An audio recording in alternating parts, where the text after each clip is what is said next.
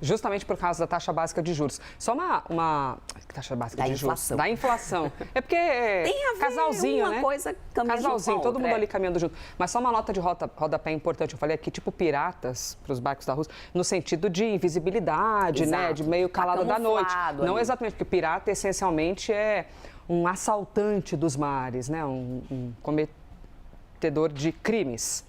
E o IPCA? E a nossa inflação que come o nosso poder de compra quando a gente vai no mercado e sai com aquela sensação de, nossa, parece que antigamente eu saía com 10 sacolas, agora só saio com 5? Pois é, Elisa, olha só que notícia boa. A prévia da inflação saiu hoje, que é o IPCA 15, que é aquele dado que mede a inflação da metade do mês. Já dá uma expectativa do que a gente deve ter pela frente.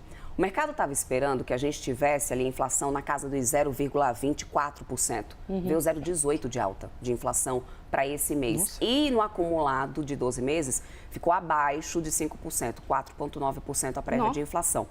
Por que a gente desacelerou? Porque a gente teve a bandeira tarifária de energia que mudou, reduziu um pouco o custo. Obviamente, a gente já sente isso um pouco. E no final, a gente acaba tendo também alguns alimentos ainda em deflação. Mas a gente teve o setor de transporte ainda pesando um pouco, Elisa. Passagem aérea, que ainda estava mais cara.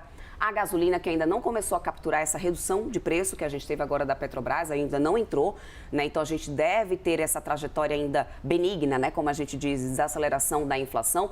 E isso é um sinal muito positivo nesse momento. Mas ainda não é motivo de grande comemoração, vamos soltar foguetões. Por quê? Por causa de tudo que eu estava explicando antes em relação ao petróleo. Se a gente começa a mudar essa realidade do petróleo no mundo, no mercado global, e a partir do momento que a gente começa a ter combustíveis com a possibilidade de voltar a ficar mais caro realmente aqui no Brasil, aí isso pode mudar também a trajetória dessa nossa inflação.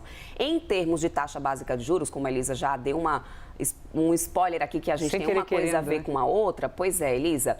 Em termos, né, da gente falar de taxa básica de juros, a gente também não tem como dizer assim, isso vai mudar, tá bom, começou a reduzir, então vai mudar a Selic esse ano? Não.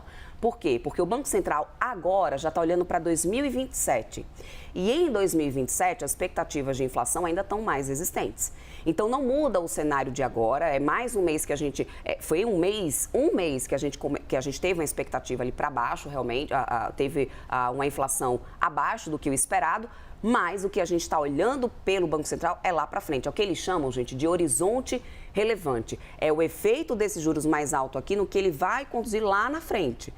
De aí sim conseguir controlar essa inflação também lá para frente. É por isso que a gente só vai ver efeito dessa inflação reduzindo agora em corte de juros a partir do ano que vem. Entende mais ou menos como que funciona a dinâmica? Mas aqui o que refletiu nessa prévia de inflação foi o preço da energia, que deu uma reduzida, e acabou trazendo já esse efeito agora desse alívio, né?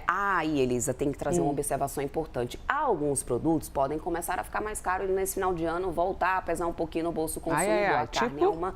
A carne é um desses produtos que pode voltar a pesar. No final do mês a gente vai atualizar vocês sobre isso. E aí tem muito a ver também com o ciclo, né, Elisa? Existe o ciclo do boi, no final das contas isso acaba tendo alguns momentos no ano que fica um pouco mais caro, menos caro, enfim. E aí a gente vai atualizando vocês aqui até o final, né, desse mês, quando a gente tiver o índice fechado do mês todo. Mas até então, a prévia foi muito positiva. E daqui a pouco a gente começa a ver o encarecimento também de itens da ceia de Natal, né? Porque... Exatamente isso. Aí são aqueles impactos sazonais que a gente chama, né, Elisa? Aí vem o início do ano, aí tem o quê?